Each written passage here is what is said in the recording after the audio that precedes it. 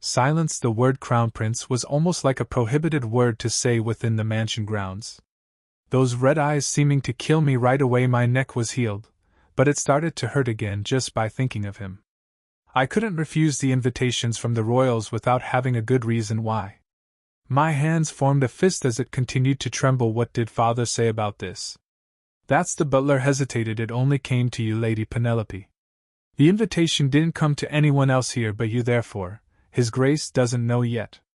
I couldn't pretend like it didn't bother me any more as I slammed on the desk and got up. Both Emily and the butler looked my way in terror from the invitation. But I couldn't mind their stare at the moment. He's totally out of his mind. That bastard, he's far more insane than the game showed me. That bastard didn't forget about me, forget my foot. He's probably doing this on purpose for that, probably to end my life. You'll have to explain specifically why and how you came to like me the next time we meet. I trembled in fear as I remembered what he last said to be back then. This wasn't a part of an episode, you insane game. I panicked as I remembered the storyline of the game.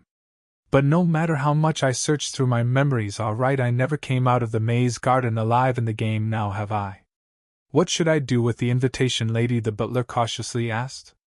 What do you mean by what to do? I let out a huge sigh as I ran my hand over my hair. I'm sick. I sat back down on the chair and leaned back for support. I actually felt like I was melting from an illness that I didn't have a moment ago. I have a very high fever, butler. I spoke with half-closed eyes. He looked flustered for a moment, but really only for a moment.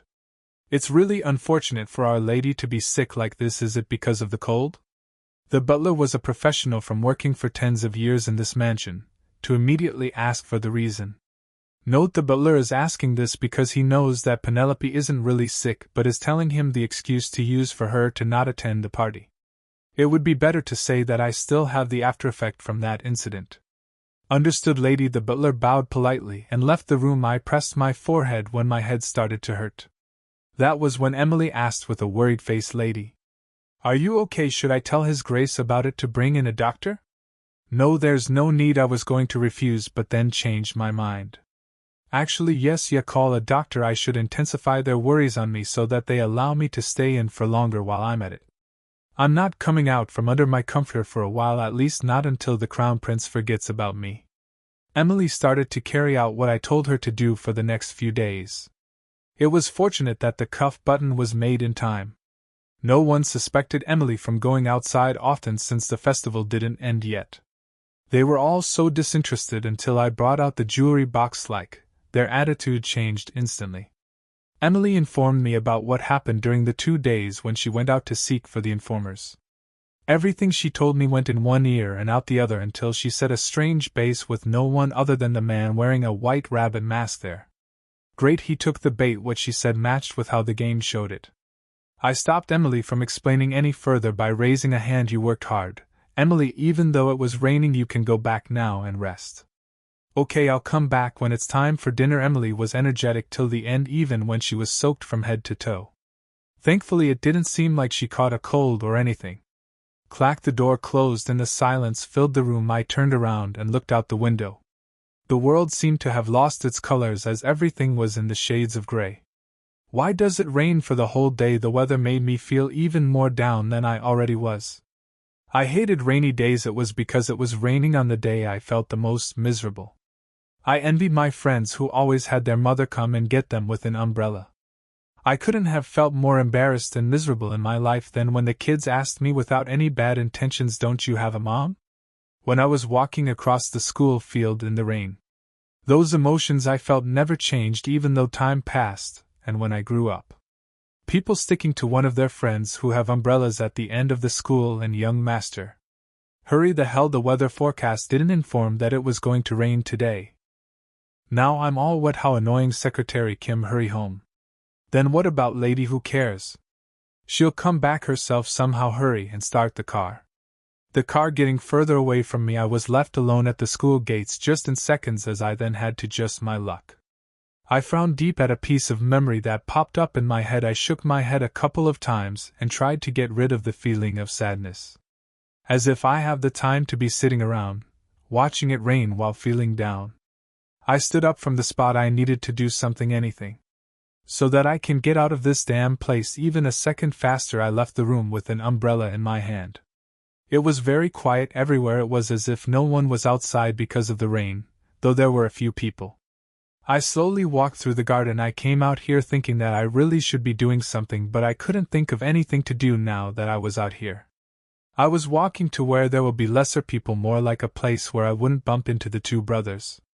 For how long did I walk? I was heading to where my legs were taking me and realized that I was at a very familiar place. It was the forest that leads you to the training grounds. Thanks to my suffering to find an escape hole before, I could realize right away where I was.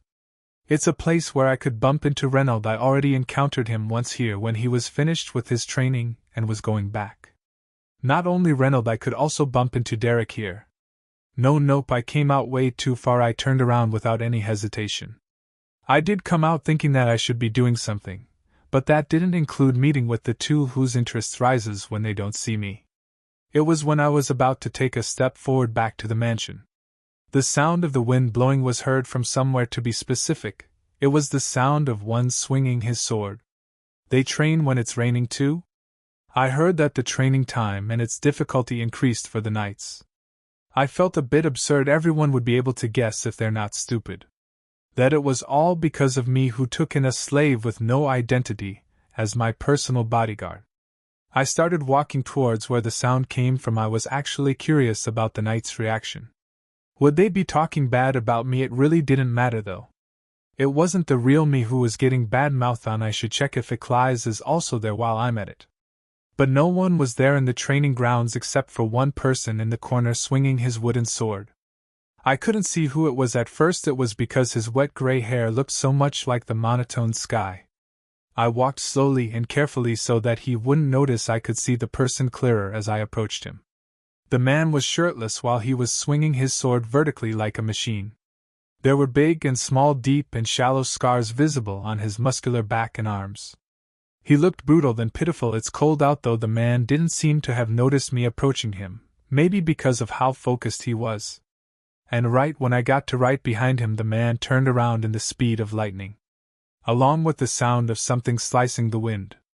I blinked once and noticed something was cold against my neck. Eckles looked at me while his shoulders heaved wildly. I got goosebumps at the deathly aura aiming at me. It was a great reflective skill for someone who was swinging his sword only up and down to have. He was glaring at me until his deathly aura softened up as he started to realize who I was. The deathly aura disappeared completely as he now seemed flustered. Eckles frowned after noticing that it was me. Master, he seemed flustered to the point that his voice trembled. It was then when I realized that I wasn't breathing at all. My lips trembled a little before I started to speak. It's the cold wooden sword was still on my neck, but I forced the words out in a friendly manner, as if nothing had happened, and also as if I wasn't surprised or scared. It's raining. Eckles, his gray eyes that were looking at me wavered once again. Followed by that the interest gauge bar sparkled. Interest 23%. 3% of his interest rose instantly, but I wasn't in a situation where I could be happy about it. Why are you first? Can you get this away from me? I asked, glimpsing at the wooden sword by my neck. It's cold. With a sound of realization, he raised his hand with the sword up in the air. That moment a shadow of a long object was shown on me. I instinctively closed my eyes. I knew he wouldn't slash me with it, but it was, like I said, instinctive. I opened my eyes again when I heard something breaking. I looked down at the ground to find a broken wooden sword that has been thrown really hard. What the one? I raised my head. Eckles dropped down to the sloppy wet mud on his knees. Master, I'm sorry, he apologized, kneeling on the ground. How dare I? To master, the frown on his face resembles a child on the verge of crying. Punish me. It started to rain harder than before. Raindrops dropped on and back down from his nose and his chin continuously. He looked pitiful, but then I noticed where he was looking at right away. The crimson ruby ring I had on the index finger of my left hand. A thin sigh escaped my mouth. I looked at Eckles and at the broken wooden sword. Who knows that he might come at me when I moved my finger on him, even though he told me to punish him. The wooden sword was now half buried under the mud. The sharp end of the wooden sword was still poking out from the mud. If I were to fall on top of it, then it might actually. I trembled at the terrible thought. Out of the blue I was reminded of the line choices that I've turned off for a while. If I was playing the game, then I would have died in such a stupid way in this scene. If then, I would have clicked on reset and continued to play this episode until I lived through it. I wasn't certain of it though, since I never got to this episode playing the hard mode. But I could guess now that I stayed in this world for a while now, that there would have been choices right now at the scene if it were a game. What does Penelope have to say right now if she wants to live? I coldly looked down at Eckles, who was kneeling down before me. He did sad puppy eyes as he looked down at the floor, but I wonder what he's thinking inside. A slave who lost his country in a day and fell from being a noble to being a slave. He must feel terrible about his state right now, where he was sold with money, that now he has to kill his true desire and act well to a haughty noble girl who he probably hates. It wasn't hard guessing what he is probably feeling. The sight of him swinging his sword even though no one was there, and with that breathtaking deathly aura at that. From that I could realize just how much anger and fury he was holding all, and there was only one answer to this. Just smile kindly like the heroine of the normal mode, as if you don't even know what a deathly aura is, and tell him that it's fine and that it isn't that of a big deal. But no matter how much I tried to force myself to say those words, it wouldn't come out. Just how can you say something like that? I almost died from that wooden sword. Eckles, I clenched my hands into fists, and found other words to say instead. Is someone picking on you? I still needed to act well in order to survive, at least as long as I'm still Penelope, the villain of this game. People here don't treat the knights this strictly. Why could it be that you're still training in this kind of weather? You alone. At that I forced a smile, studying him intensely in case he tries to kill me. I urged him to answer. When I did, his once emotionless face turned into a face of a dumbfounded someone. You're all wet to the skin. I tilted the umbrella a little so that it covers the rain from him too, though it wouldn't do anything since he was already drenched.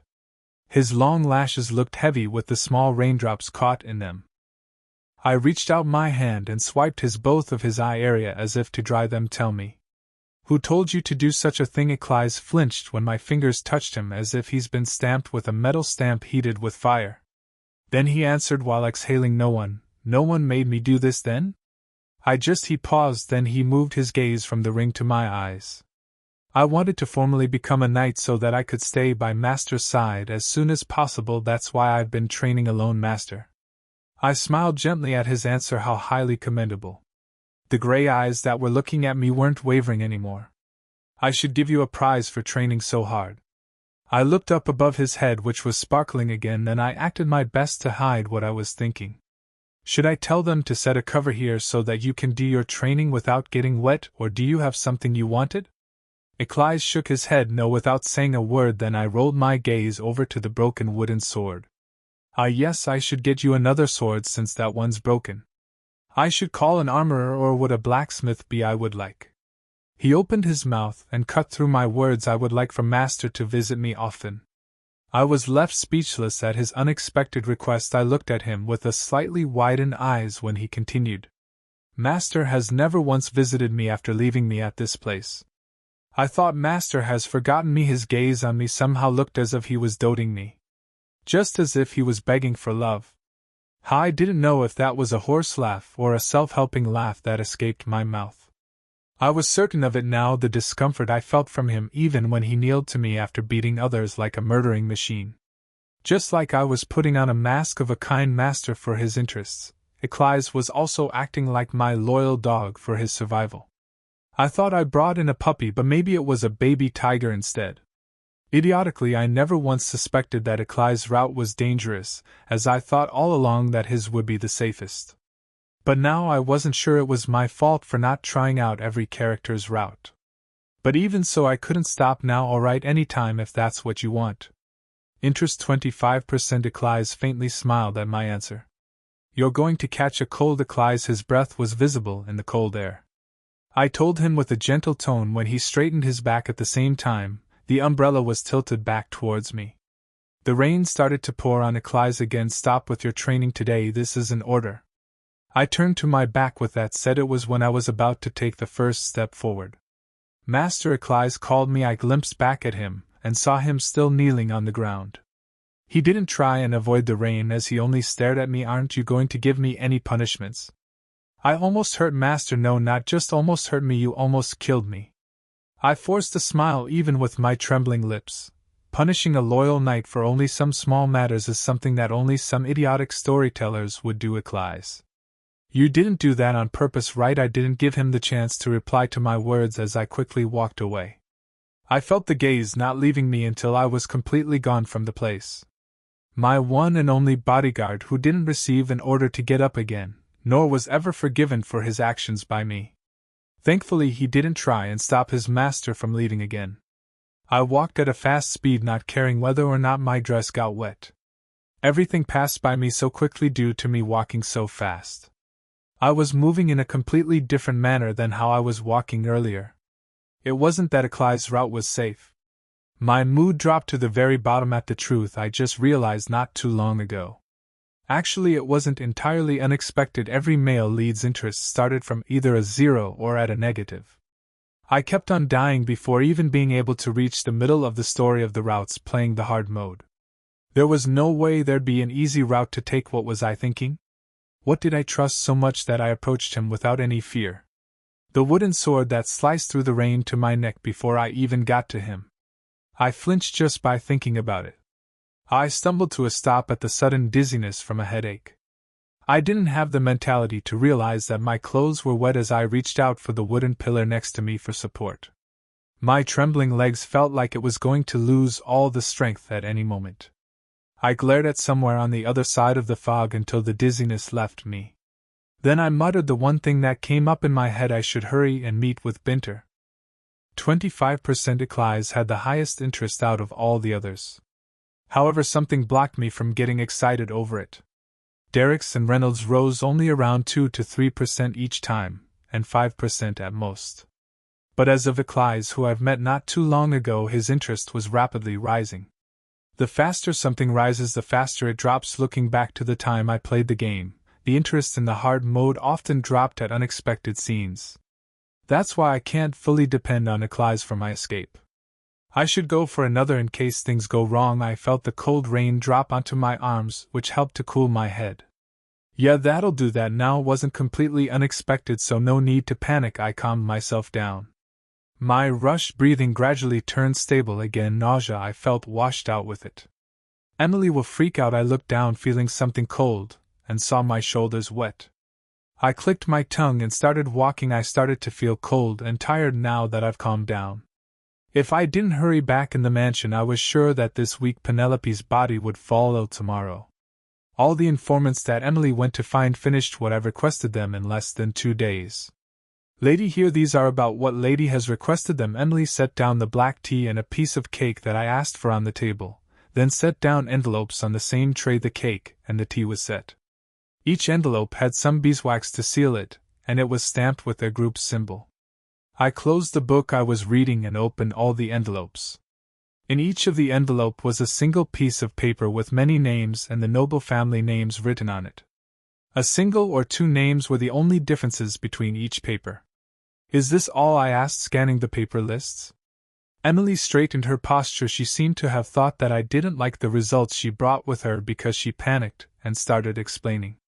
They said it would be helpful if Lady explained a little more about that person, that way they can be more. Emily glimpsed at the lists as her voice grew quieter by seconds. Of course she would be freaking out. She left so confident that she'll find the person in no time, but a list with so many names came in return. This wasn't Emily's fault, though. A nobleman who attended the second prince's birthday banquet with a white handkerchief. The information I've written on the paper I gave to Emily wasn't enough to be able to detect a person. It was a basic of the basics to always have a handkerchief with them at a party. I'll go find some other informants. Lady, no, it's fine, this is enough of lists. I shook my head at Emily's words. It wasn't like my real intention was finding a person. It's the numbers of the informants you went to. You said that you've visited many places. Emily finally softened her once tensed expression. Now I see there's one missing. She tilted her head, finding it strange.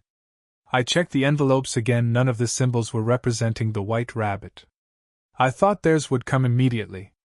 I was left in vain at Vinter not taking action. There was only one way left as long as he didn't show himself. I had to attend every party that he might attend and find him myself just like the heroine from the normal mode did. How annoying, I sighed. Should I go to them again? Emily asked me cautiously, noticing my disappointment. No need anyways. How did the paying go? Right, I gave all of them the right amount of gem. Good job, I said, thinking about the upcoming parties that opened in the normal mode. You've worked hard for a past few days, so you have the remainder of the gems. That's Emily's jaw dropped as if she thought the reward was too great. No, I'm fine, lady. I'll bring the box back after the cleanup. Why don't you like gems? Then I'll give you some gold coin. No. Emily shook her head in big motions as she refused. I don't want any of those, lady.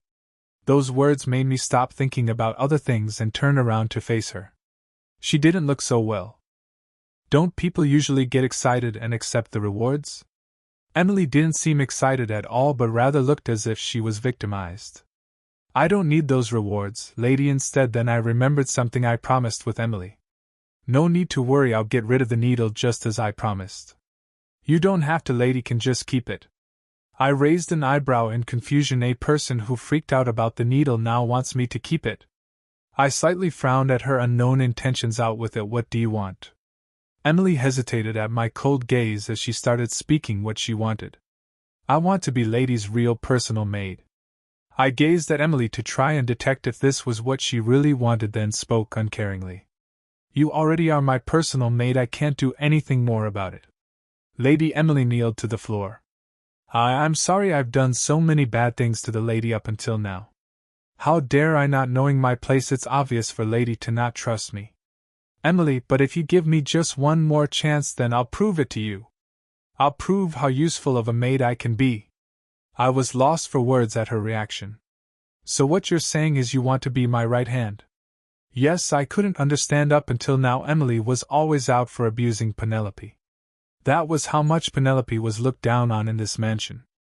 An existence worse than the workers here. That was the fake Gongnya here. Is she thinking maybe she'll get rewarded bigger than this if she sticks with me from now on?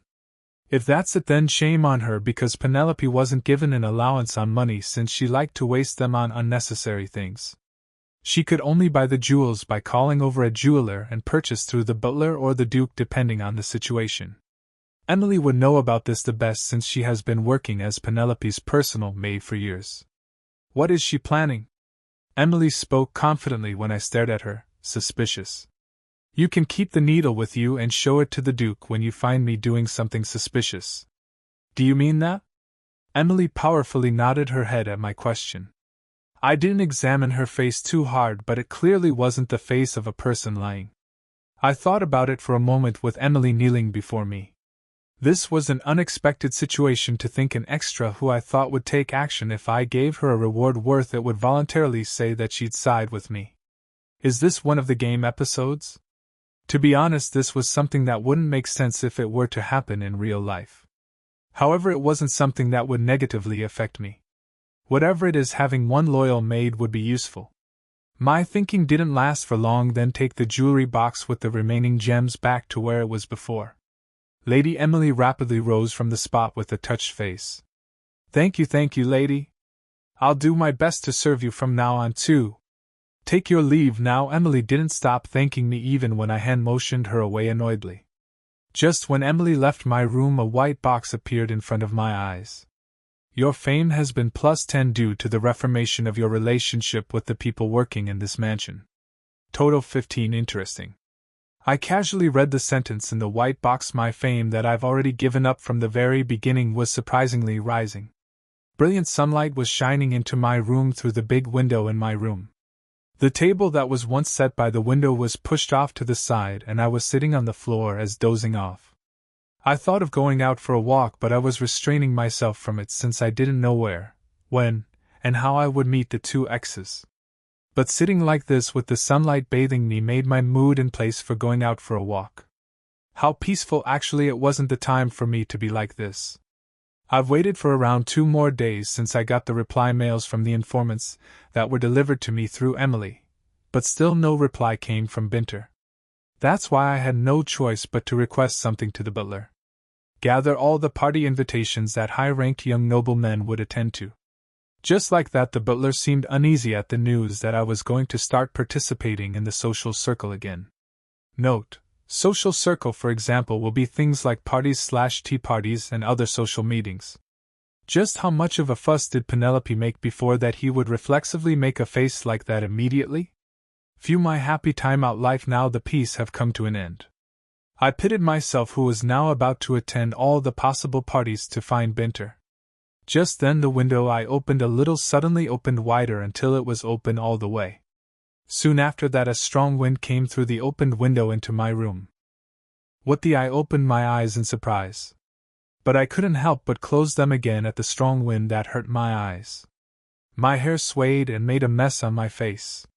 That only lasted for a moment, though the strong wind that blew so suddenly has stopped just as suddenly. The area was calm again to the point that no one would believe what just happened. I slowly raised my head. Just what is? Q? That moment a weird crying was heard. Dumbfounded, I turned my gaze to where the sound came from. On my dress that I was wearing a white fluff ball. Q. No, a rabbit. I couldn't continue with my words at this unbelievable situation. A strong wind blew, and then a rabbit appeared in my room. I rubbed my eyes to see if I was seeing things, but still I could see the white baby rabbit in front of me. QQ. The rabbit tilted its head while staring at a human before it. Then it would hop its way to me in a flash. The white fluff ball was on my legs. Ha! Where did you come from? This is the second floor, Q? There's no way you have been taken from the wind. The rabbit blinked its red eyes and tilted its head again as if it didn't understand a word I said. Well, if you actually understood my words, then it would be more of a horror than this. Just then the rabbit that stared at me for a while opened its mouth. Two cute front teeth were visible from that. But at the same time, mission is completed. A male adult's voice came out from the cute rabbit's mouth. I was frozen for 1 second before screaming and backing away. Because of that, the rabbit that was on my leg was thrown off to the floor.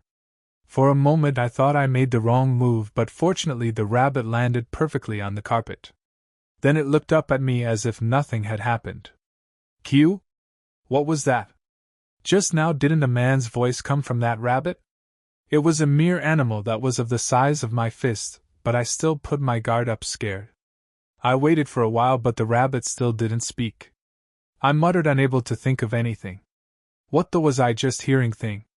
Mission is completed. If you want to hear the requested, please come find our base yourself.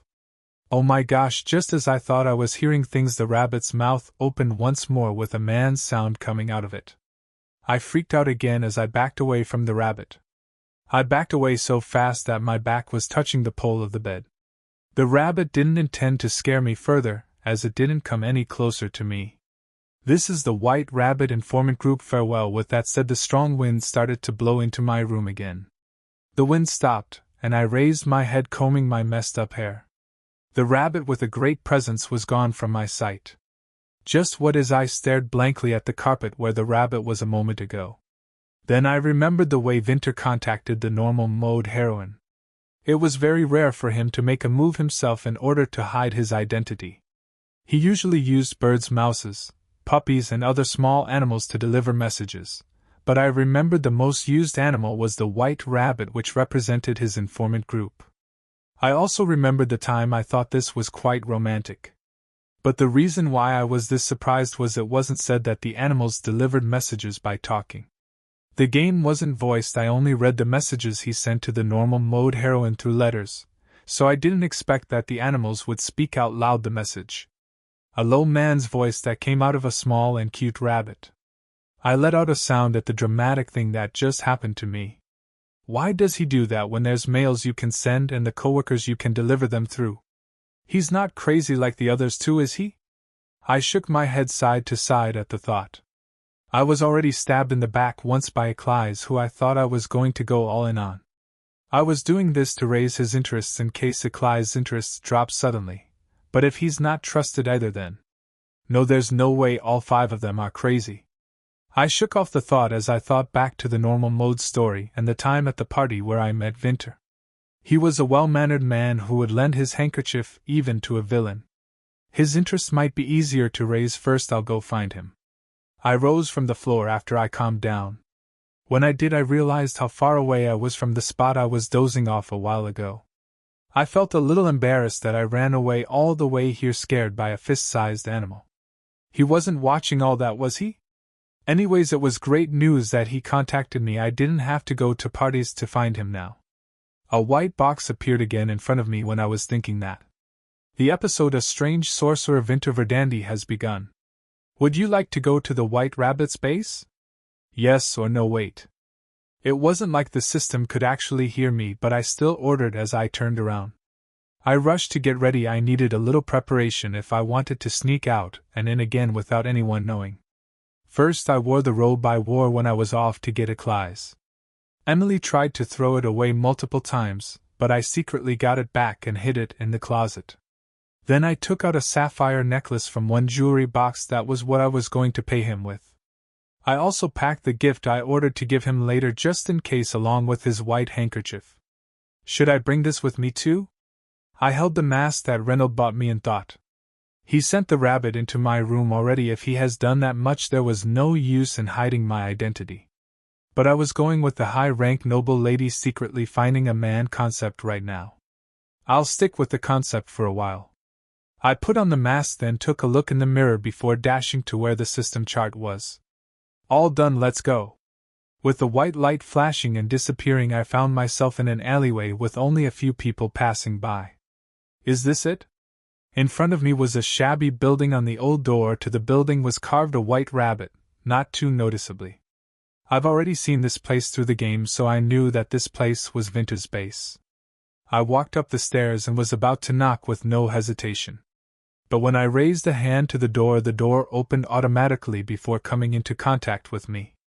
I felt the chills down my spine as I thought of someone might be watching me. I stared at the dark space behind the door through its opening, then opened the door wider and went in. Inside was the same as what I saw through the game. A desk and a bookshelf and a sofa for greeting the customers. It was one normal-looking office. However, no matter how much I looked around, one person I was seeking for wasn't seen anywhere. Did he go somewhere? I came here almost immediately after the rabbit came by. I thought if I should go back to the mansion or not, but I decided to wait a little since I was already here. I was going to go back to the mansion by a carriage that the White Rabbit group used since I didn't know a way back. The carriage here was the same as the taxi in the other world. But there were no workers working here, where they sell more valuable information than the others did. What kind of an informant does not use a coworker? I thought, but soon guessed the reason. Well, it's probably because of it that he sends a manly talking rabbit that brings up the goosebumps. I closed the door and sat on the sofa. I was going to rest here while waiting for him, since I was a guest invited to this place. I once again took a look around the place. A noise came from somewhere, and I could feel the vibration from it. What's happening? I jumped up from the sofa. The shaking of the building calmed down immediately. Was it just me? I tilted my head and was about to sit back down again. Once again I could feel the strong vibration, enough to make me lose my balance. I stumbled but was able to hold on to the sofa as I screamed. I only came here to see Vinter, but what's this? The vibration stopped immediately like the last one did. Earthquake? I held tightly onto the sofa and prepared myself for the next shake.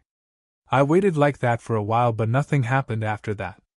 I took that chance to go and check the outside from the window. I didn't know about the natural disasters in this world. I looked out the window to see how the people here covered for themselves. But the outside was surprisingly peaceful, as if nothing had happened. No one came out from wherever, even though the floor shook twice. Even though there aren't many people, there's more than this building in this alleyway. The festival was still ongoing, so it should create a fuss if a natural disaster was to occur. I frowned and leaned my ear against the window.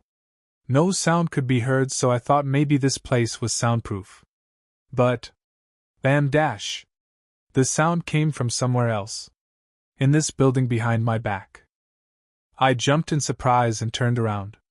Then I noticed something strange on the wall. What's these lines for? A rectangle was formed on the wall. I approached it. Thud. That sound once again ringed in this space again. I was finally certain of it, that the sound was coming from the wall where the rectangle was formed. I reached my hand and touched the line. This as I looked at it closely to see that it wasn't a line but a crack. That was nothing other than a door. A door seeming to lead down to some secret pathway. Is it trying to prove that he is a mystic sorcerer? My heart skipped a beat in excitement. This was something that could be seen in novels or movies. In the game, Vinter always appeared like a ghost in front of the heroine if she was feeling down, and showed off shillelagh pretty magic. The producer's intentions were pretty clear on this Vinter character. Your one and only healing man who appears and makes your mood whenever you're sad. Is probably what they aimed for this character. The normal mode was really easy, but Vinter's was the easiest. Unlike the other tricky male leads, he started pouring his interests to the heroine from the start. That's why I didn't cross his name out on the list I made he's carrying just in case. Even though now I'm trying to raise his interests on me. I stopped thinking and started examining the area. How do you open this? It didn't have a doorknob, and it wasn't the kind of a door that you could open without a knob. It was only a crack with the shape of a door. Definitely sure it's not just some kind of office interior. I rubbed my chin and stared at the door seriously, then I tried laying my hand on the door again. Who knows, there might be a hidden button. Just when I was feeling the door with my hand, the white square box appeared. Hidden quest. Reveal the sorcerer's secret. You have found the sorcerer's secret space. Would you like to enter? Reward unknown something. Accept reject. I widened my eyes at the sudden quest. What? It was a quest that didn't appear in the normal mode. I checked the reward and frowned as soon as I did. The quest was just like it said, hidden, so it didn't tell you what the reward was. Just like the choices on or off system. Do I need to? I considered for a little on the spot, glaring the accept button. Vinter's interest was the only thing that mattered to me, and I didn't really want to know his secrets. Every people have their privacy, and what do I gain from revealing it? Interest, not the guaranteed reward. What if something bad happens? I was just about to hit the reject button. Bam! Once again the loud noise filled the room. The wall vibrated. This time I was watching with my own two eyes. But if this is Vinter's secret base, then it means that Vinter might be in there. Now I realize that I've waited for quite a bit, he still didn't show up. I shouldn't think this short-sightedly. This could be one of the hard mode's routes that I failed to unlock while playing it. I carefully read the letters in the box again. It only had the reward and there were no penalties for fails. Even if I failed this quest, there wouldn't be anything much happening afterward probably. Yeah, you know what? I'm here already. I'm going to see him today before I leave. I changed my mind and pressed accept. Then the door opened with a somewhat large sound. The secret pathway was revealed. I entered without hesitation. Behind the wall was dark and large hallway. From the outside it wasn't a place big enough for a pathway this big and long. I felt like a heroine in a movie, which made me feel excited. The loud sound continued to come from in the pathway. I raised my hands to my ears and covered it. What is he doing? The noise seemed to be coming from the space in the other end of the pathway. The bright light was coming from the place as well. I walked down the hallway with my ears covered and stopped in tracks when I arrived. An extremely large, about the size of the Eckert family's mansion, field was revealed. Each wall had so many bookshelves with so many books stacked on them. The Eckert family's library in the mansion was extremely big, but this place was the level of a national library. While I blankly looked around the magic space that I didn't even get to see while playing the game, there were so many other things to see besides all the shelves and books. Glass cages on the floor and inside it, filled with varieties of accessories and jewels that I've never seen before in my life. Or are they fossils? There were giant bones of many unknown animals on the other side of the room. This place is like a museum, I muttered, looking around the dreamy place. Goodness, this place is great. To think there are more secretive things in the already secretive place in a secretive place. I was going walk around to see them more closely, and took my hands off of my ears without me realizing it. And when I was about to take a step, the loud sound that I forgot about for a moment there brought me back to my senses. Hey idiot, I told you to aim for that thing. Like this? Like this. Thud, crack. Be careful of the fragments. I saw little kids scatter from each other in one corner. At the same time, sharp ice fragments started raining down. Each kid had an animal mask on: lion, cat, squirrel, puppy, pig. Be careful. We're dead if one of the boxes get ruined. The Sir Sangdanju will kill us. The kid with the lion mask barely managed to avoid the ice fragments, and rose and shouted. Okay, I'll carve the area carefully then. One kid muttered sorrowfully as he picked something up. A staff? Are they sorcerers? The other kids who ran away from the fragments came back and raised their staffs too. This time you do the left, I'm doing the right. The 5 kids surrounded the giant ice that was higher than their heights. I studied the ice. I saw something stuck in the middle of the ice, frozen. That didn't look too strange for me if I remember it correctly. That's the ancient sorcerer's relic. Ancient sorcerer's relic earned. This necklace is one of the ancient remains that Vinter discovered in the north, and is an artifact that the ancient sorcerers used. It changes color if poisonous things are near. The other relics are destroyed during the departure, therefore it is the one and the only relic left in the world which, if you earn this item, the scarcity is acknowledged as Vinter's interest. I didn't remember what percent of Vinter's interest rose. There is a reason why there's only one relic left in the world. Just then one kid with a pig mask on shouted a weird spell. At the same time a white light brimmed from the staff and the light was shooted like a laser. And thud! It caused an explosion as soon as the light touched the ice. Get away! The kids ran away from the ice again. The white fog was soon lifted and through it was the ice with a small hole that almost reached the box in the ice. Wow, guys! We finally created an edge. We did it. We really did. Let's try it once more. I was shocked while watching the kids jump from happiness. Those reckless kids, you treat the ancient relics like you treat a newborn baby. Judging from what they are doing, they're surely going to break the ice, but the box inside it too. Hey kids, I hurriedly rushed over to the kids. Kids, stop! I stopped the kids who were casting that weird spell again. Just what are you doing? 10, no, 11 years old? The kid's gaze turned to me. The lion mask moved his staff from the ice and pointed out to me. Who are you, Auntie? What do you mean, Auntie? I turned serious. But you're wearing the mask that looks like some noble aunties. Yes, scary noble aunties' face it was when they commented that I realized that I was wearing a mask. But why a noble aunt? I tilted my head and kind of understood. Maybe a white mask with a smiling face reminds them of a noble woman. I'm not a noble and I came here as a customer. I calmed myself down and explained, acting mature. I asked, who are you guys? We are the Sir Sangdanju's top pupils. Idiot! You're not supposed to say that. Hey, the customers are not allowed in here though. They can't come in here. How did she come in? I couldn't think straight with all the kids talking all at once. I wasn't good with kids even back in the world I belonged to. I was flustered of what I should do when this kindergarten line popped up in my head. Kids, stop, hocus pocus, everybody focus. The kids closed their mouths at my shout. I quickly added on to that before one of them says anything.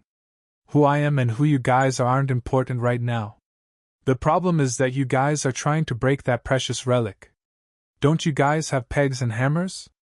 Did your master order you to break that ice like that? I was asking from pure curiosity, but the kids lowered their heads, taking my words as a scolding. Then they muttered. Actually, Sir Sangdanju gave us this before he left. The kid showed an awl and the hammer small enough for them to use. The other kids saw that, and showed me theirs too. The ice was too thick and hard that it was impossible to break with ease. And the ice has a spell cast onto it so that the broken spot regenerates back to its original shape after a few minutes. I thought we could quickly pull this off since we can use magic like Sir Sangdanju can. The kids let out all their sorrows. I sighed and reached my hand out to them. Hand that over. I approached the giant ice with the awl and the hammer in my hands. The kids followed after me, clearly curious. It's true, the carved place on the ice started to grow back to its original shape again. I stared at the process. I watched to the end and saw that the regeneration had a limit. The carved place wasn't completely covered back. I might be able to do this if I do this right. I asked the kid with the lion mask. Do you have some hot water? Yeah, we can make some with magic. Can you spray a little around the edge without it touching the edge? Since the relic could get worn out. The kid powerfully nodded and pointed the wand out to the ice. Water started to come out from the end of the staff. A moment later. Now wait until I tell you to, and spray it again when I do. Okay. I stopped spelling out what they did wrong and instead helped them. The surface of the ice melted a little because of the hot water. I set the awl on the ice and hammered it careful to not touch the box. A long crack was formed on the ice around the box. I hammered around the crack a few times and got rid of a lump of ice. The edge of the box was revealed again. I didn't touch anything further and stared at it. Was just as I thought. The ice regenerated far slower than the first time. This exact same place was curved. There's only one way to use if I want to break the ice without damaging the relic. What is it? Precision method. I announced to the kids whose eyes were shining. I'm saying that we shouldn't use magic but slowly carve and melt it ourselves. The kids were very disappointed. They probably thought that they could easily break the ice apart. But the place that was already carved and regenerated once regenerates slower than before. Then we should keep carving the same spot, right? Yes, that's right, I nodded my head. I will carve the ice with the lion mask and the remainders carve that spot continuously after that. Okay, I started to feel bossy at all the shining gazes on me. I also felt excited since this was something I was good at and well knowledge of. I started working with the ice with the kids. To be honest, I read a lot about this from a book but never once tried it myself. I thought I was going to do this kind of thing until I get sick of it when I get into university. I smiled bitterly. I didn't think that I would be doing something I wanted to do in my life in a game. Now hammer this part, don't make the pointy part point on the box. It'll leave a scratch if you do. I want to try. Me too. The kids I thought were reckless were more cautious and detailed than I was while working on this. I didn't know how much time has passed after that. The box was half out the ice when I and the kids were about to faint from tiredness. I thought the floor would be a mess with all the water, but it was just as clean as before. It was because the ice didn't melt that easily with the magic casted. My back. I got up from crouching on the floor. It looked like the kids were also in pain because they were muttering complaints while punching their sore spots with one hand. I'm tired, me too. But we made it through half. One of the kids shouted while looking at the relic. You're right. I also moved my gaze onto the relic and smiled, finding that there wasn't a scratch on the relic. Good job, guys. It's all thanks to Auntie. Yeah, it's thanks to Auntie who showed us how to do it. The kids gathered around me and clapped. I told them that I'm not an ant. I felt the sorrow rising in me, but I clapped along. It was only a mask anyways. Just then, who are you? Behind me I could hear a very cold voice, enough to give me goosebumps. I froze on the spot with my hands in a clapping position. I totally forgot about it, the reason I came here. What are you doing here? I turned around like a robot that needs some oiling. Not too far away from me stood a man with a white rabbit mask. I cast a spell so that no normal people could come in or even notice this place. The ultramarine blue eyes, which were visible through the small hole on the mask, was as cold as ice. He reached a hand towards me while he said that. A big and prosperous staff incomparable to the ones that the kids had was pointed directly at me. Judging from you wearing a mask, are you a sorcerer? A white light started to form at the end of his staff. It looked like it was going to shoot me at any moment. I gulped and tried to think of something. I couldn't straight on say I came here to complete the hidden quest. Just what should I do in this situation? Should I take my mask off right now? And just show him who I am? I was hesitating. Interest 9%, the bars shined dangerously, and then interest 1%, interest 2%, interest 2%, interest 1%. My jaw dropped at the small letters appearing suddenly above the bar. What the? What's that? Interest 3%, no please. His interest that was 9% suddenly started to drop. That wasn't all, it didn't completely stop at 3% as the letters were still dangerously shining, as if it had dropped more. I bit my quivering lower lip. There wasn't any penalty. The system didn't say there was going to be any penalty, but why? It was fortunate that my face was covered with this mask. If I didn't, I would have cried while staring at the interest bar. Vinter didn't move an inch, waiting for my answer. It would be best for you to start explaining how you got in here immediately. That my mind went blank at the sudden interest drop that I've never experienced since I came to this world. I couldn't think of anything to say because I was too flustered. My mouth would move to try and say something, but nothing came out of it. We took her in. The kids dashed over in front of me and shielded me. Auntie seemed to know a lot about relic excavation that we brought her in and asked for help. Yeah, we almost finished it thanks to Auntie's help. Look, sir, sang Danju. The kids covered for me and pointed the ice behind us. Vinter's eyes widened for only a moment before scolding the kids. Didn't I tell you guys so many times that you guys should never bring an outsider in here? Auntie said that she wasn't an outsider but a customer. And the homework you gave us was too difficult. I didn't know that the kids I met just a few hours ago would cover for me like this. But I didn't have the time to say thank you right now. Vinter's cold gaze changed at the word customer. He looked at me and the relic back and forth a couple of times before setting his staff down and politely bowing. I was impolite to a person who helped the children. I apologize. No one can usually come in here. This was the first apology from one of the male leads after Eckles' insincere apology. No one apologized to Penelope here. However, it wasn't like I was happy to hear an apology for his impoliteness. I found myself pathetic to carve some ice from being excited at the excavation scene that I've never really seen in my life before, and because I was scared to die. I thought I was going to die there. The fear and the horror I felt when the interest started dropping so fast. This world was scaring me. I didn't even have the time to be happy from all the dangers around me. I moved my quivering hands behind me and held them together. Then I opened my mouth to speak. I didn't know it was a secret place. Excuse my rudeness. I forced my chin up even though my head was wanting to shook so badly from the fear. I needed to act like an arrogant noble lady who doesn't know what fear is. It was terrible. Vinter seemed a little surprised at such a light and sweet voice and my confident attitude.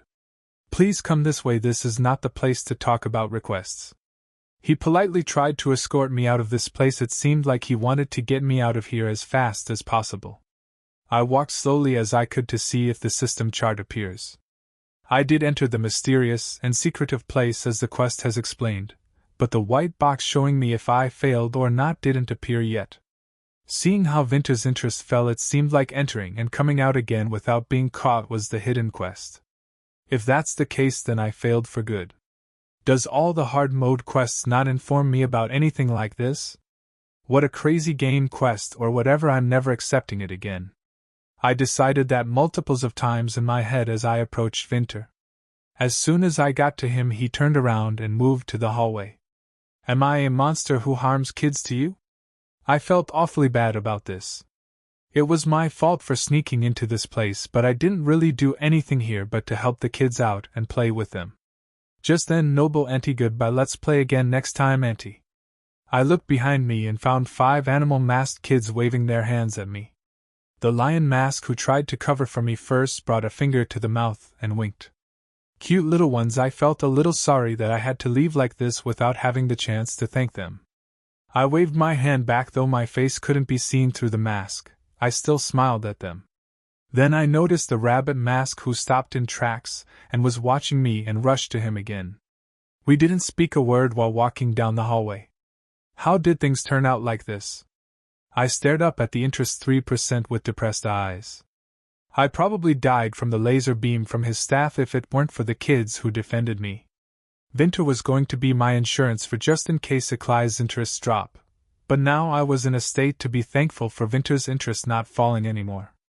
I let out a deep sigh mentally. The hallway was a lot shorter when we walked back out. Vinter stood by the open door and waited for me to exit first. I walked past him, shivering inside but perfectly fine on the outside. Vinter exited the place right after I exited and turned his back to me to tick his staff to the door we just came out from. The door that opened sideways closed. I blankly stared at the door that just closed up. The rectangular creak was completely gone from the wall as well. I didn't think I'd be able to locate the door if I was to come here again next time. Vinter didn't give much of a reaction.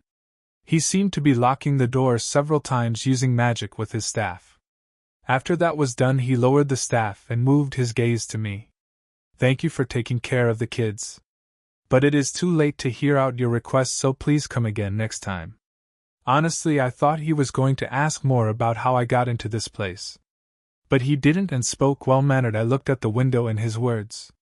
It was noon and the sun was starting to set. I haven't focused like I did today in a long time that I didn't realize how much time has passed. Emily probably realized that I was gone long before now. I'm screwed. A conversation with the Duke confirmed.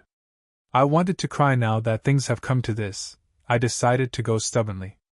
I didn't come here to request anything but came here because the White Rabbit came to me and delivered the message that I should. I waited for quite a long time since there wasn't anyone here. I could have gone back and come back next time, but I'm quite busy to visit again. Truthfully, I had more than enough time, but I spoke in a way that I was too busy to come again. This was the pride of Agongnu. I was waiting when those kids came out from that place and asked me for help. Do you get it? This isn't my fault but your fault for coming late. I pointed at the wall where the door was before with a brazen face. Vinter seemed flustered ever since I mentioned the White Rabbit. It didn't seem like he had the power to see if the outsider who entered his secret base was the customer he contacted today. He bowed his head and apologized. I am sincerely sorry. People usually come a day or two after they get the message. I didn't think you'd visit us this soon. I am to blame. My face when read it was fortunate that my face was covered with a mask. What the they had this kind of convention? How was I supposed to know that the nobles usually come a day or two after they get the message? I've turned into a person who impatiently went to get the result of my request as soon as the message was delivered. And the summary of the requested is: desperately finding a man I saw in a party. Vinter could have realized that it was him who I was trying to find right after he got the request. Since I aimed for that when I was writing the word handkerchief. I couldn't look up at his face after thinking that far. Pretend that I never requested anything. We'll call it even for you making me wait and me intruding that place. I babbled out any words from embarrassment and turned around. I don't care about the plan or the additional request now. I was going to think about all of that again after getting out of this place. I was just about to exit the White Rabbit base. Wait, his desperate voice kept me from walking to the door any further.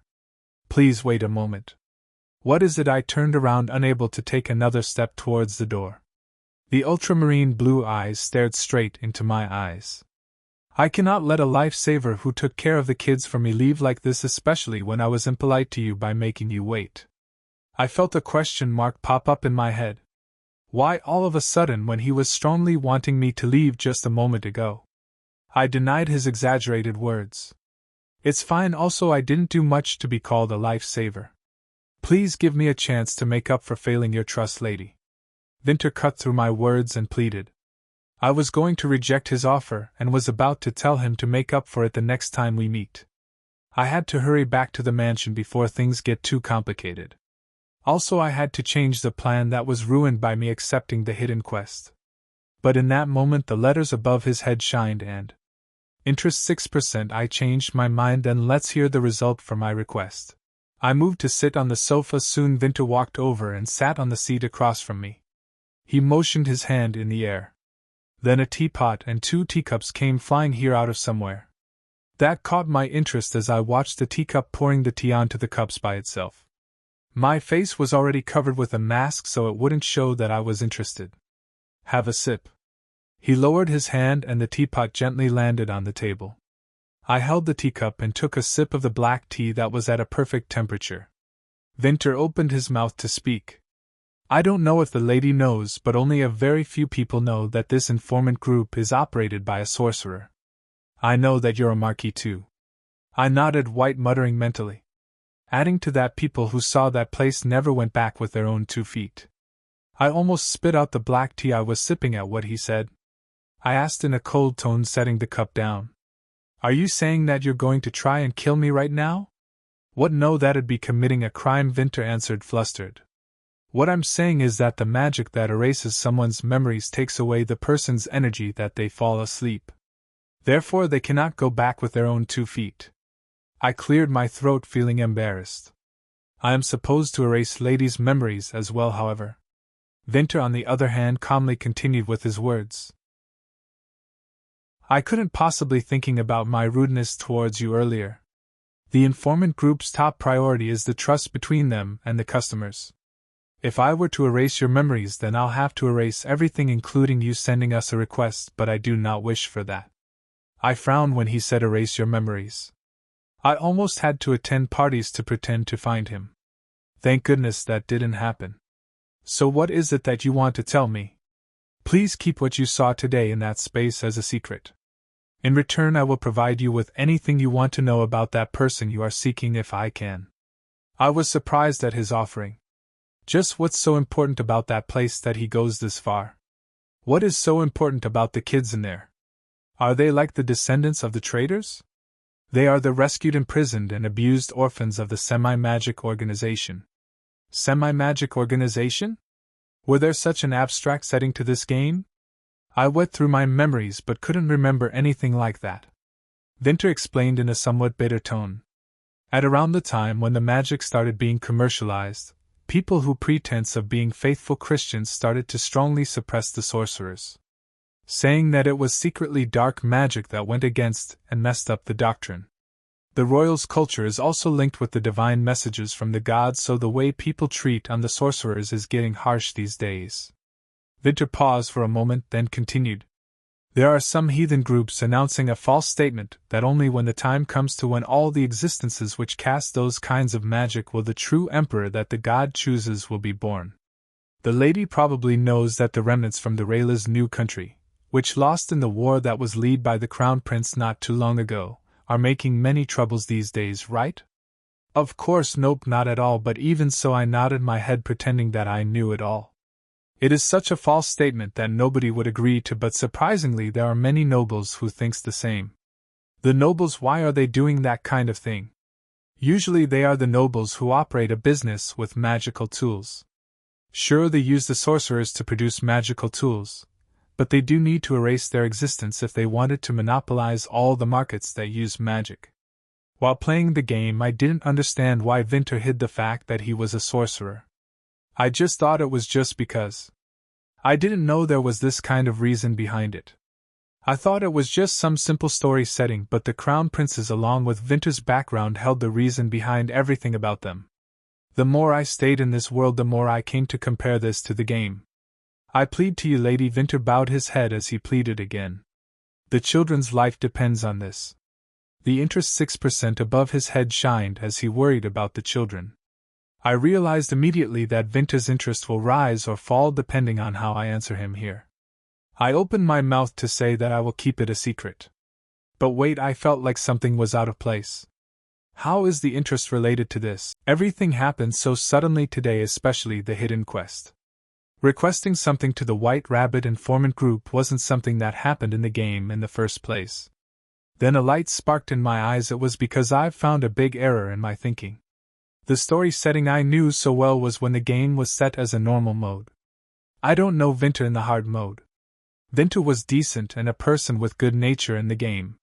He would help out poor people and would take care of the orphans. The sorcerer who was walking in the slums to help people there meets the real Gongyu who was adopted and was being raised by one poor commoner. The kind heroine who was able to come back to the mansion with the sorcerer's help started to donate her things generously and take care of the unfortunate children along with him. A question came into my mind while thinking of the story setting. But why did kind and good-natured Vinter bring the heroine to Penelope's coming-of-age ceremony? The time where the fake Gongyu gets the most attention. No matter how much I tried to think of some other reasons, nothing came up in my mind except that he may have wanted to piss Penelope off. Lady? Vinter called me when no answer came back from me. Something was strange. The hidden quest that appeared out of nowhere, the downfall of Vinter's interest. I, who didn't know too well about the hard mode storyline, have been twisting the story from how it was supposed to flow while trying to avoid my death. But what if all of my actions were one of the route included in the hard mode, only that I didn't notice? I held on to my quivering hands and turned on the choices that has been off for a while now. Choices on. I needed to check now. A white box immediately appeared in front of me. Would you like to on the choices? Yes, no, I clicked on yes. Then the choices appeared in front of me. 1. Why do I have to? 2. I wonder, I don't think that's a good deal. Don't you have some rare gems? 3. And what if I go on, telling everyone about the kids here? Then what are you going to do? I sighed mentally. Why are my bad feelings always right? These sorts of situations were everywhere in Penelope's life. She was the one who was hated by all the capture targets in normal mode too. I chose one of the three with my shaking hands. And what if I go on telling everyone about the kids here? Then what are you going to do? It's been a long time since my mouth moved on its own. As soon as my sentence ended, the eyes visible through the holes on the mask stiffened. The aura coming from him was now totally different from before. Then even your trivial noble rank will be at risk, dear customer. He whispered in a shrewd tone about my identity. It wasn't him asking for a favor just because he had his head shook, it was a warning. So he knows. No wonder there's no way he wouldn't know who I am as long as I told him that I got the white rabbit from him. Penelope in the normal mode thoughtlessly babbled about everything despite Vinter's warning. Choices off. I turned the choices off and spoke this time with my wills. I'll make sure to watch my mouth. His deathly aura disappeared after hearing my answer and interest 8%. The decreased interest rose to close to where it was before. I felt so miserable to feel relieved about this. I stood up from the spot. Are we finished with the conversation? I need to get going now, it's getting too late. I was too tired on doing a masquerade party on my own. I wouldn't have come with a mask on if I knew this was going to happen. Vinter stood up following after me and looked at me curiously. What about the information about the person that lady is finding? I don't need it anymore. I raised my hand to stop his sentence. I coldly spoke, already done deciding in such a short time. I know who it is thanks to the other informant. He flinched and stiffened. It was probably an unexpected blow to him. But that wasn't refreshing to me. He was fairly normal comparing him to the other capture targets, but my plan to raise his interest in case something goes wrong was a fail. It was because of that damn system that I was forced to know his secret, and because of that, everything got twisted. And at that, Vinter was going to find the normal mode heroine soon. A lovely lady who he meets every once a week at a ghetto, and the crazy bitch from the Duke family who has his weakness. Now I couldn't even aim for Vinter's kindness that I've had hopes on. I'd rather go for capturing other capture targets who has yet to meet the heroine, and won't for a longer time.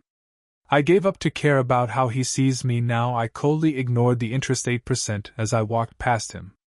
Then I remembered something. You guys offer an information in return for keeping something a secret if I am correct.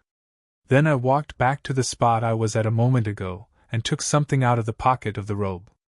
I don't need any information, but instead give these to that person. Since the reason for coming here was to add a request.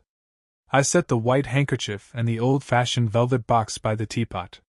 What message should I deliver these with? Reciprocate is all he needs to understand. The ultramarine blue eyes slightly widened. At that moment, interest 13%. His interest rose high despite that, however, I didn't hesitate to approach the door. Then I'll be leaving. With that, I've paid back all the debts I owed him before. I should hurry home and cross out some things on the paper. I was opening the door, but just then, the door shut back closed the moment it started to open. I was flustered when I saw an arm above my head, his hand against the door. The man who approached me from behind so fast was keeping the door closed with his arms out.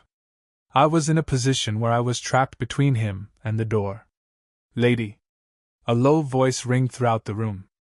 I was visibly flustered from the unexpected position I was in. What is it? Do you still have something to say? Vinter replied after a moment of silence. I want to return the favor as you've watched the kids for me. It's fine. I wasn't supposed to enter in the first place. I'm the kind who cannot live on when I have debts to pay back. He lowered his head down towards me while speaking. The two masks were now a level closer. Is he perhaps threatening me to make sure that I keep my mouth closed?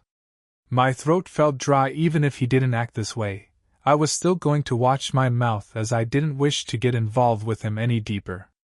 I leaned against the door on my back, trying to get even a bit further away from him, but still tried to look calm and relaxed as I shrugged. I don't really need anything specifically. Dead my ass, your name will be crossed out from the paper when I get out of this place. Vinter waited a moment before stating something out of the blue. I'm a sorcerer. I have a skill where I can do things that most of the others cannot. I suffered as I couldn't understand where he was getting with this. So is he saying that others cannot kill me but he can, or what? I was trying to find the words to reply to his threats. Please visit us whenever you need help. That moment a white box appeared behind Vinter's head. Hidden quest revealed: the sorcerer's secret mission completed. You have successfully figured out his secrets in the sorcerer's secret space. The sorcerer's help one use is given as an reward. Would you like to accept the reward? Yes or no? The reward was so absurd that made a feigned laughter come out from me. Fear decision-making and the fierce worries that I had to experience due to the unexpected quest. Isn't the reward too ridiculous, thinking that it is given to me who is currently running away from the situation, thinking in mind that I'll never going to see him again? How cruel. Pardon?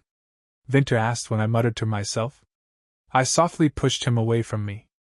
I didn't use my strength in pushing, but he backed away anyways. He was how completely behind the system box. Then I secretly pressed on yes, while pretending that I was taking my hands off him. I'll visit again when I need something. I was in a position where I had to accept even those kinds of rewards that seemed to ridicule me. It was because I didn't know when and how I'll come to use it if a moment comes where my life's in danger. Though there's no way that'll happen, at least there shouldn't be. You have received the sorcerer's help one use. Shout favor to use. I checked the system box for the last time before I turned around and opened the door. And when I was finally out of Vinter's base, the sky was already dark above the alley.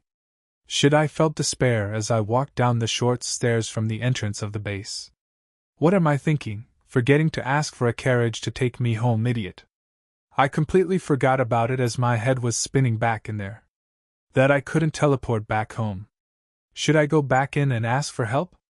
I thought, looking back at the door I came out from. However, the thinking didn't last long. It was me who confidently acted as if I didn't need your help. How weird of me would he think when I enter back in and ask for a carriage? I couldn't handle any more ridicule today. It's too long to get back. I hope the Duke is still working when I get back.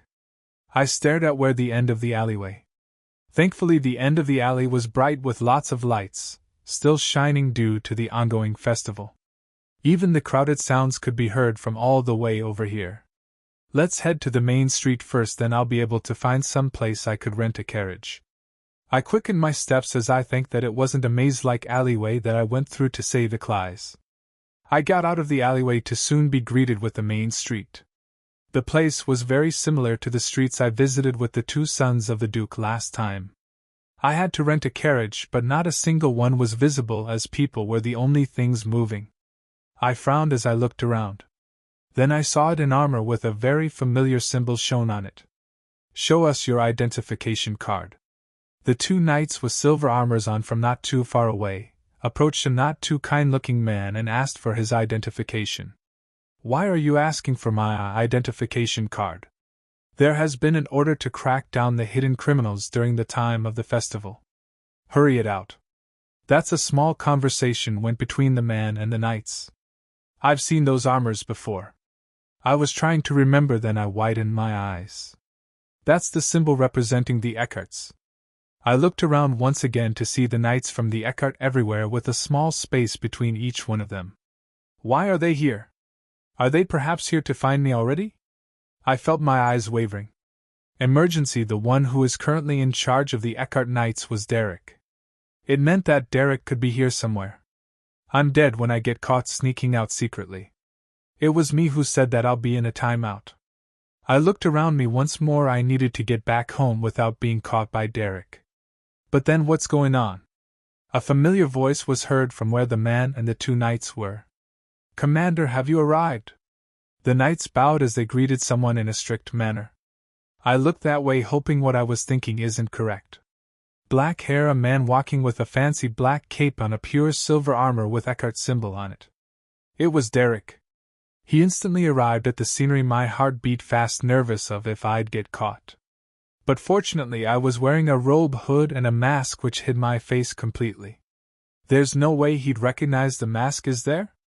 It was a week ago. Derek, who hated me, wasn't a person caring enough to remember the mask I bought back then. The street was crowded with people, so he wasn't able to spot me. I crouched down as much as possible. I was thinking of moving carefully while hiding myself in the crowd. Great, that's the group. Talk about timing, there was a group with people wearing masks coming my way. I was waiting for the right timing to move while glimpsing on Derek every second.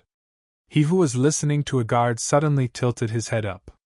And the direction he tilted his head towards was directed exactly at me. I backstepped from surprise. And that moment, our eyes met. He held a curious look a second ago until it gradually changed to one frowning. You shit. I turned my back towards him before he could fully recognize me, then hurried back to the alley I came out from. However, the end of the alleyway was blocked by several buildings that looked almost like Vinter's base. If Derek were to follow me in here, there was no doubt that I'd be caught. I raced up the staircase without having much of a choice and thud favor. It hasn't even been 5 minutes since I decided that I wouldn't use this so-called favor. An awkward silence corrupted the space. Surprisingly, Vinter was standing on the same spot I last saw him before I left. My face lit up bright red at his surprised ultramarine eyes. Thank goodness I'm wearing a mask. Please come in after you close the door. Vinter, who was staring at me in surprise, soon moved out of the way so that I could enter. Shoot, how embarrassing. I cleared my throat and quickly closed the door from the embarrassment. I looked at the door to see the dark alleyway, but Derek was nowhere to be seen. Did he lose me? Even if he did, it was too soon for me to relax. I'm doomed if he goes back to the mansion and finds me missing. Sorry that I changed my mind so suddenly, but I'm still allowed to make one wish, correct? Of course. That wish, I'll use it now. I want you to take me to Hamilton Street right now. I got straight to the point. I had to get home before Derek does. Vinter should have a way for that, as he can use magic. If it's the Hamilton Street. He seemed to be thinking where it was. Where, huh? It was a street a block off from the Eckert mansion. He already knows who I am, so it'd be much easier if I asked him to take me to my room. But I decided to continue to act as if I didn't know he didn't. I wasn't going to see him again after today anyways. It's hard to reserve a carriage due to the crowd. I spat out an excuse a second after that. Didn't you bring a bodyguard with you? I could see that his eyes have turned serious through the small holes on the rabbit mask. I thought of my one and only bodyguard at the mansion. Eckles is a bodyguard by the title, but I wasn't going to use him like one. I need to treat him more carefully and seriously, as if I treat a baby now that he's the only hope I have. I shrugged and answered him with a lie. There's always a secret or two that every ladies have. He erased the curiosity in his eyes. Vinter seemed to have understood a little of what I was saying. Then he took out his staff from his clothes and he reached his other hand out towards me. May I ask you to lay your hand on mine? It looked like he was going to teleport me there as expected. Thank goodness. I laid my one hand on his, feeling relieved. The squeezed my hand soon after. That moment a white box appeared right in front of me. You have used the sorcerer's help one use. Teleporting to Hamilton Street. It may be a little dizzy. With that said, the white light blinded my eyes. Vinter and I were standing in an alleyway with very few people that was located by a familiar street. We moved instantly to Hamilton Street with magic. Great, I'll get to the mansion earlier than Derek does now. I smiled when a question popped up in my head. We use Vinter's magic to teleport, but the feeling of it is similar to when the system teleports me. I tilted my head in curiosity. You can let go now. Vinter spoke from beside. What, my hand that you're holding on to? I lowered my gaze at his words. I saw my fingers interlocked with his. I shook his hand off, jumping in surprise. What the since when was I holding on to his hand this tightly? I only freaked out for a short moment until I saw his hand returning back to its spot and realized that I may have gone too far with my reaction. Ignoring that, I sincerely thanked him since he did help me out. Thank you for your help. Vinter shook his head politely. It's nothing. I am happy to be able to return the favor. I guess the trust is rebuilt between us again. I let out a small laugh. Vinter was a marquis, a man with a high rank. Seeing that he can lower himself like this for his informant group proved him to be loyal to his character title as the odd sorcerer. Vinter stared at me with an absurd look at my joke. Then are you going to visit our base again? I wonder. My smile faded as I looked straight into his eyes. Will there be a reason we'll meet again in the future? There was a moment of silence with a cold breeze. The two of us hiding our identity with a mask on, staring at each other even though we both know who each other are. Though he'll never be able to guess that I know who he is. It would be the best to continue to act as if I don't know who he is. For him who will soon encounter with the heroine, and for me as well. Since we both hold the secrets of each other that will benefit neither of us. I turned my back towards him with my farewell. Then I was just going to step out of the alleyway. If a reply comes back from the person who the lady sent the gifts to. Vinter's voice made me stop in my tracks. After I deliver them to that person for you. Is it fine to deliver those to you? I slightly tilted my head towards him in the spot. The man wearing a rabbit mask standing in the alleyway creeped me out a little. No, I couldn't imagine what kind of expression that the face under that mask would be making right now, however. Interest 15%. The rising interest despite my cold rejection was a little unexpected. I immediately headed to the mansion after parting with Vinter. More specifically to the tall mansion walls that were surrounding the mansion. I'm sure it was around here somewhere. I was focused on searching around the walls it was to find that escape hole. The wall wasn't only tall but wide too, which made it harder to find it. Around when I was starting to panic with the thought of Derek might come soon. Found it, I was finally able to find the hole. I crouched down. The hole was small, so I had to crawl in through it. And the moment I started to shove my head through, step with the sounds of the footsteps, Penelope Eckhart. The icy cold voice ringed in my ears from behind. So it was you. I froze in spot. Please, I called out to all gods I knew in a single second. Please say that I'm hearing things. But there was no such thing as gods in this crazy game. Get up immediately. I jumped back up at the sound of him gritting his teeth. His eyes that gave me a deathly glare was shining more clearly than the interest 13% did above his head. I wasn't able to think of the words to say at this situation. How there's no way I wouldn't realize it when there's only one girl to walk around, wearing such a hideous mask. Derek, being sharp, understood right away what I was questioning him as he answered while smirking. How dare you call it hideous? I felt my anger rise at the mockery but soon lowered my head. It was because the bar above his head has started to glow. Just why are you doing all this? Derek frowned and forced me for an answer. Speak. I let go of the case of when you complained that you wanted to go to the festival late at night. I even let go of the case of when you brought a slave who we don't know what his goal is, to be your bodyguard. But just what is the problem for you to act this way again? The act this way we mentioned meant me escaping the mansion without a single guard. Sadly, I've got nothing to tell him no matter how he forces an answer out of me. I'm sorry, I apologized to him. All this felt unfair to me, but there was no other choice. I couldn't tell them that I was doing this to find a way to live through all of you. I'll take any punishments you give me first, young master. Punishments. Unfortunately, this method didn't seem to work on Derek any longer. Derek, hearing my words, frowned deep. All you ever do when you see me is ask for punishments. That is, do you want to be punished that bad? I panicked at Derek's furious look. Who in the world would be wanted to be punished like this? Of course I didn't want to be punished.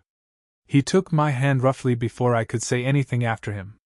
Follow, I was almost dragged by him when he started to walk in a fast speed. What's up with him? Just what is the punishment he's going to give me? I felt fear at the scary aura he was letting out. I never knew this kind of contact would be made with him who hated Penelope to death and me. Where are we going? First, young master. I asked, staring above Derek's head in unease. No answer came from him, though. What's up with today's luck? Do I need to kneel and beg now? I was deep in thoughts now at the unexpected events happening. No way, though I am his hated stepsister, there's no way he'd stab me like the crown prince would just because I left the mansion for a little. I tried to think it positively, but that didn't last long. Well, probably now with a sword, but he would kill me in other ways, isn't he? For instance, dragging me into the mansion and introducing the hideous-looking me to all the people in the Eckhart mansion.